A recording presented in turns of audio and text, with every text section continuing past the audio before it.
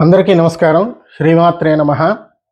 మనలో చాలామంది అష్టోత్తరాలని, సహస్రాలని, స్తోత్రాలని, అలాగే నామజపాలని ఎంతో భక్తి శ్రద్ధలతో చేస్తున్నప్పటికీ కూడా పొందాల్సినంత ఫలితాన్ని వాళ్ళు పొందట్లేదు.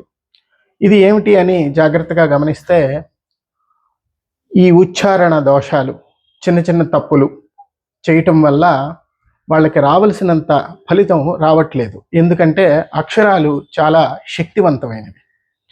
సరస్వతీదేవి చేతిలో అక్షరమాల అని ఉంటుంది. దాన్ని అక్షమాల అంటాం. అది అక్షరమాల.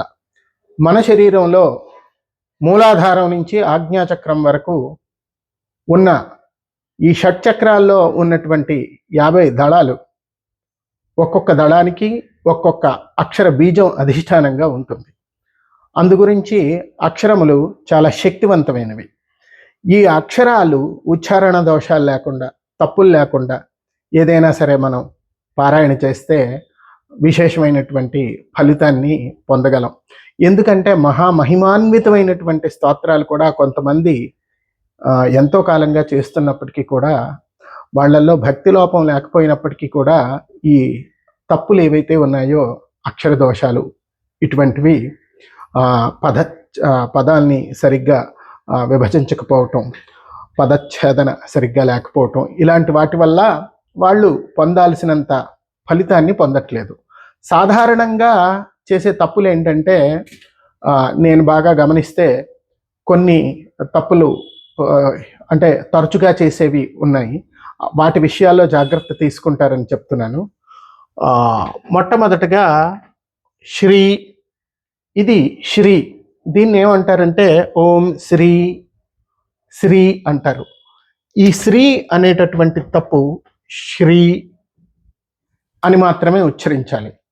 ఇది ఒక జాగ్రత్త తీసుకోవాలి. తర్వాత ఓం, దీన్ని చాలామంది ఓం అని ఇలా ఉచ్చరిస్తున్నారు. ఇది ఒక దోషం.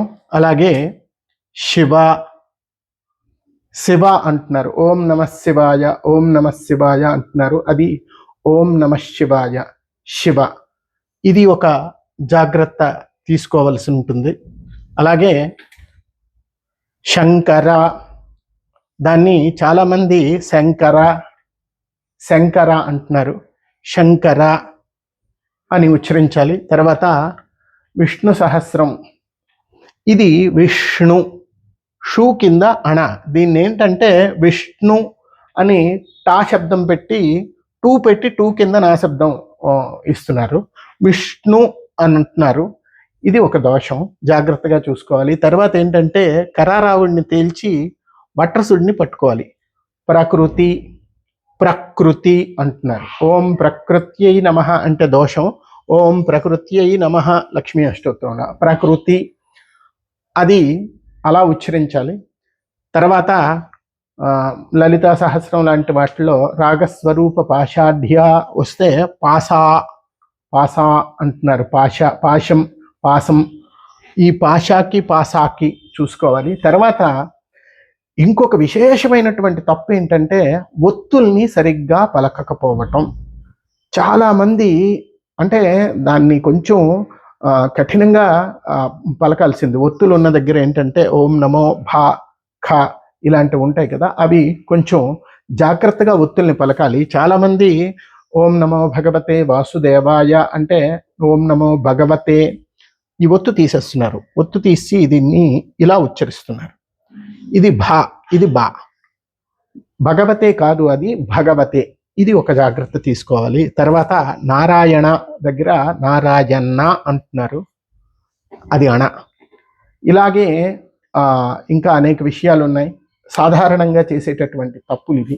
కాబట్టి ఈ తప్పుల్ని లేకుండా, అక్షర దోషాలు లేకుండా మంత్రం కానీ లేదంటే ఏదైనా స్తోత్రం కానీ, లేదా ఎవరైనా గురువుగారి సహాయం తీసుకునైనా సరే నేర్చుకుని ఆ జాగ్రత్తలు తీసుకుని మీరు చేస్తే విశేషమైన సత్ఫలితాలని పొందుతారు. అవి ఇవ్వాల్సినంత ఫలితాన్ని మీకు ఇస్తాయి.